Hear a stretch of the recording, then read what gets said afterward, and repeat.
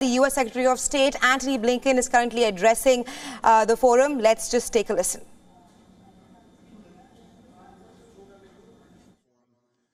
To the members of the Indian American diaspora, and we've noticed that you're here this week. To all the friends of the U.S.-India cooperation here with us, thank you. Thank you for your work to bring our countries and our citizens ever closer together.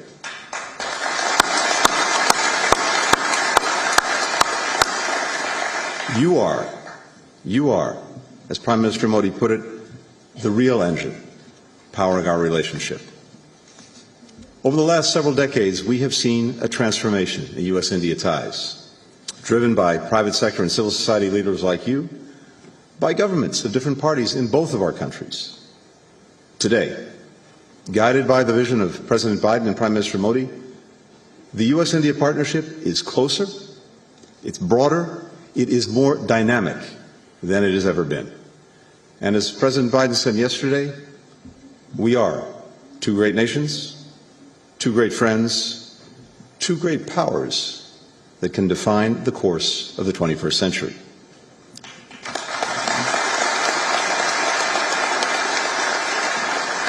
The many deals, the agreements, the exchanges that are coming out of this state visit illustrate just how comprehensive our partnership has become. It reaches quite literally from the seas to the stars, from promoting public health to bolstering peace and stability in the Indo-Pacific. And at its heart is our economic engagement between entrepreneurs, investors, researchers, and others that is expanding opportunity for both of our countries and beyond. Together, we are facilitating greater trade and investment, building on what is already a record $191 billion in bilateral trade. We see the mutual benefits of this relationship when Air India purchases 200 Boeing aircraft, supporting over 1 million American jobs in 44 states. And we see it when Boeing, in turn, commits to training Indian pilots and building regional hubs in India. This partnership is also defined increasingly by efforts to advance technology and innovation, 5G, quantum, artificial intelligence, and to ensure that they are shaped by our values. Building on the initiative on critical and emerging technologies that was launched in January, we announced an innovation handshake yesterday to further connect our startup ecosystems. And the landmark agreement to jointly manufacture advanced GE fighter jet engines in India will facilitate greater tech transfer while strengthening our shared security.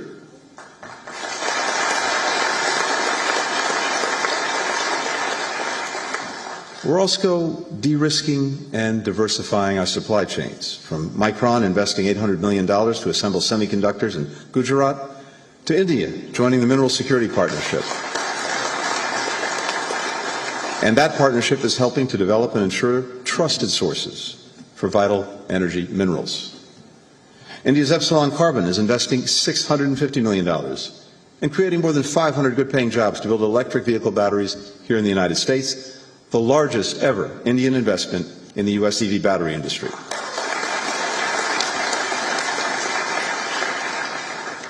And of course, we're investing in our people.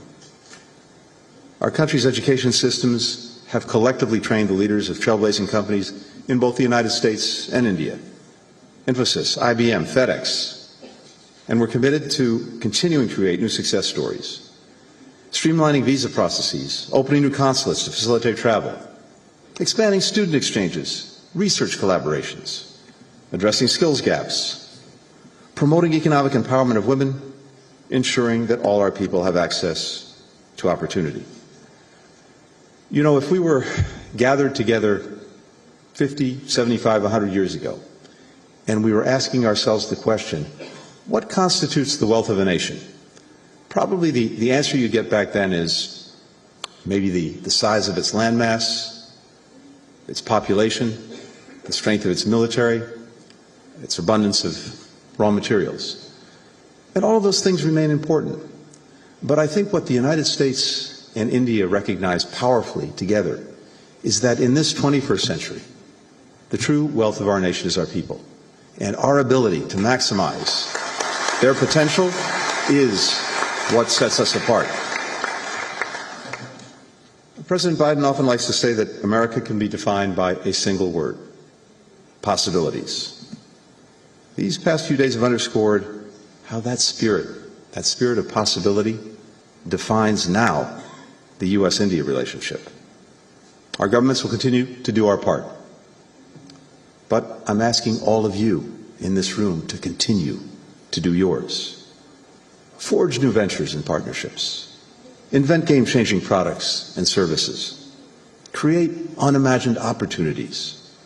Visit friends and family in India. Host them here in the United States. Maybe even right here at the Kennedy Center. Continue to be that engine powering our progress. If we do all that, I truly believe that the U.S. and India will shape together a more peaceful, a more prosperous, a more connected future. Thank you all so very much. Thank you.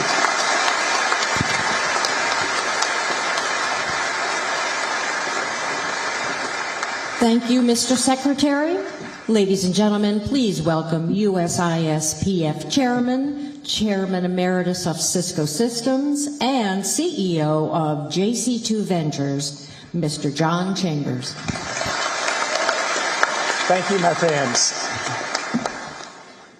It is one of the biggest honors of my life today to introduce a leader that I think grasps where the future is and is able to enable a country, partner with other countries, and change the world. I have met probably 40 of the top leaders around the world over 35 years in leadership. And the very first time I met the Prime Minister, he was different. He had an energy that was amazing. He had an understanding of technology and how technology was going to enable a country. And then he did something that is really unusual. He connected a vision to a strategy, to what are the priorities to get it done, to outcomes. And when he outlined his digital India strategy to me and asked for feedback, it was perfect for the future.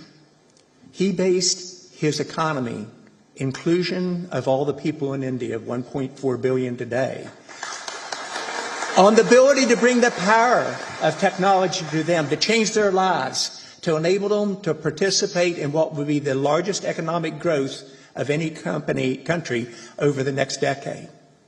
I want to be very upfront. As most of you know, I have been the biggest optimist, the biggest bull on India's future, not in 1 or 2 years, but for the last decade since he came into the leadership.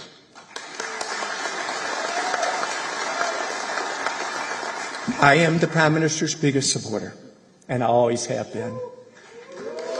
Honored to be his friend, but also watch a man who has the ability to outline a strategy and then make it happen. People often ask, what was so unique? What is so unique about this person that changes countries, and I believe will change the world over time? He has an ability to inspire hope, to make us believe on what's possible. He then has the ability to build confidence on what the future can be. Then he is amazingly good on execution and getting his team and other teams to pour toward a common goal. And then most important, he gets results. Many in America have a very positive view of India and the Prime Minister, but they really don't understand how far this country's come in the last decade. The country has moved from a very slow follower, where the government was very bureaucratic and very, very slow moving and rigid and not a dreamer, to the most innovative country in the world. It shows up in the economic results, where the country has moved from number 10 in the world to number 5, and as the Prime Minister said, in the next couple of years, number 3.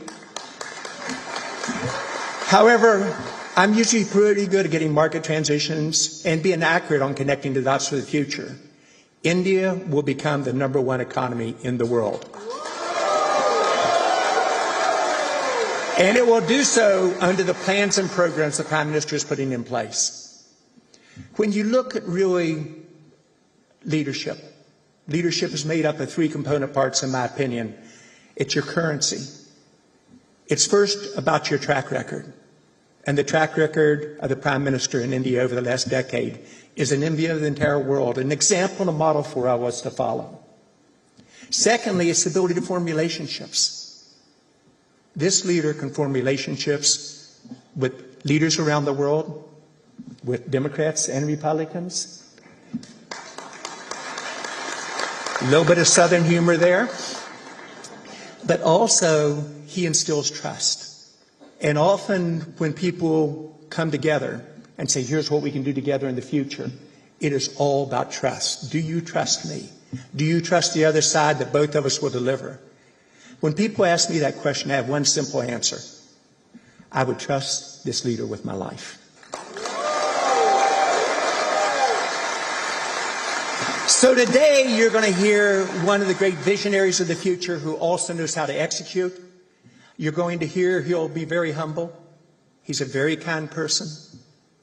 But you also hear a vision for what I believe will make India the #1 economy.